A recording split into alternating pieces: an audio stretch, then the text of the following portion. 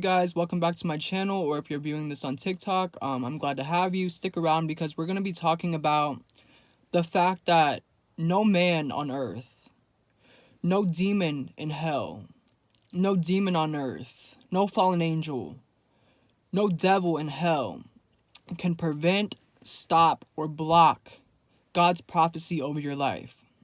No one. No one can stop what is written in the book of your life that God has already written, right? He was writing a book about your life when you were in your mother's womb. So he knows everything that's going to play out.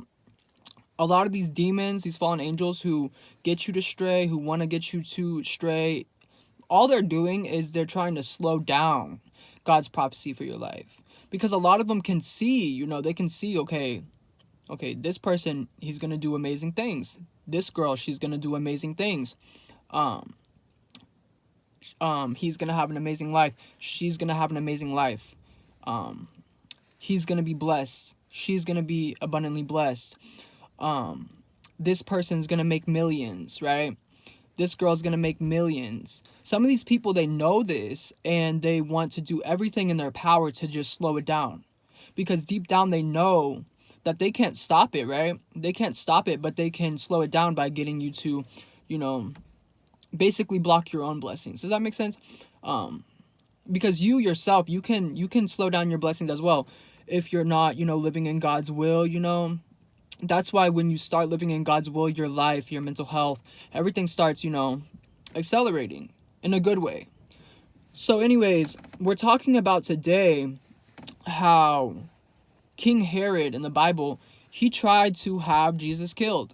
He tried to stop the prophecy that was told to him, that he was made known of centuries, because, so if you don't know this, if you don't know the story, King Herod was a king, right? And so I want to say 10 to 18 centuries before Jesus was even born, before Jesus even entered the world, through the virgin birth of Mary, right?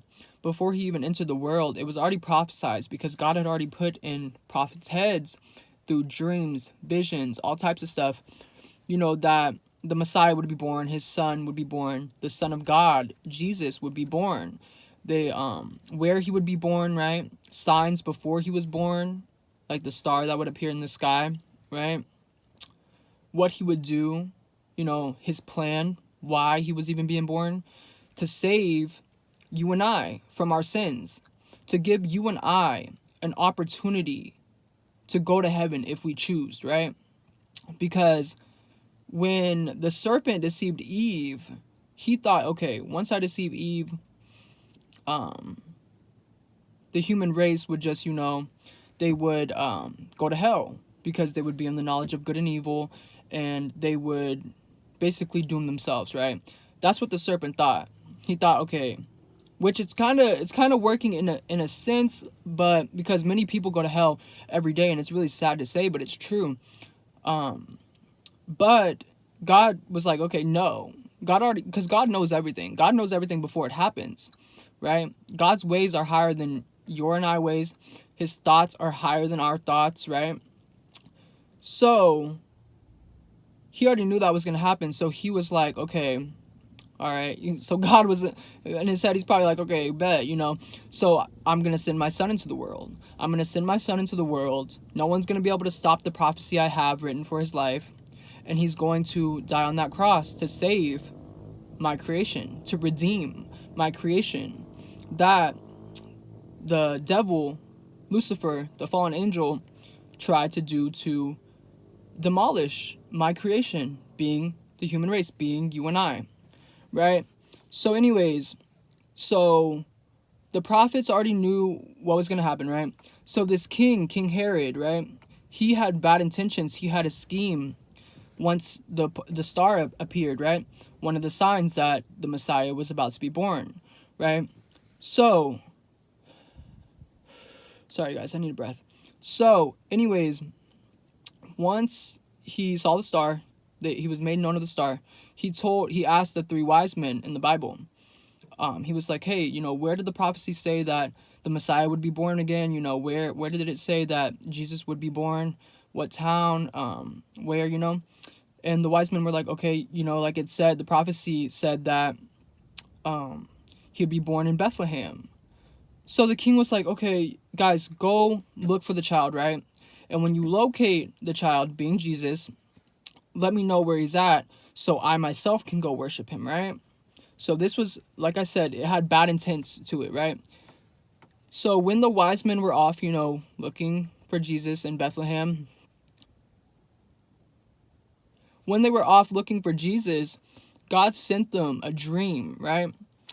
God sent them a dream and let them know, like, okay, King Herod has bad intentions for, my child, Jesus. He has bad intentions. He's not innocent like he's claiming to be. He doesn't want to go worship him like he's claiming he wants to do, right? So once the wise men were gone and they realized this, they never went back. They never went back to the king. They never went back to the city he was in. They never returned. And when King Herod realized, okay, okay, they've been gone for a minute, they're not coming back, he gave the orders to I don't know why this guy's flashing their lights. They always try to do this, guys. They don't want you to hear the story. Anyways, so once he gave the orders, he gave the orders that, okay, every male child under the age of 2, he said kill him. He said kill every male child under the age of 2. Thinking that, okay, if I give this order, Jesus will be killed and, the prophecy will be over. The prophecy won't be fulfilled. The prophecy of Jesus dying to save you and I wouldn't be fulfilled, right? So King Herod could have been, demented. He could have been possessed, he could have been controlled for all we know, right? So anyways, he said that Jesus didn't die because God, told, I think it was either the prophets or Mary in a dream, whatever, that, you need to get out of here, they're gonna, they're gonna give this order, Once they discovered the order, they fled to a different city, right? And Jesus moved around until he, grew up, as he, grew up into his, his teenage years and then his adult years, right? So, anyways, that just goes to show that no man, no demon, no spirit, no fallen angel can stop, block, or prevent the prophecy that God has over your life. Right? So if God says this person's going to go make millions, this person's going to go make millions. If God says this person's going to go be a doctor, you're going to go be a doctor. Now, granted, it might not play out immediately, but his prophecy will be fulfilled. If he says this person's going to be a therapist, right? And they're going to help multiple people, it's going to be fulfilled.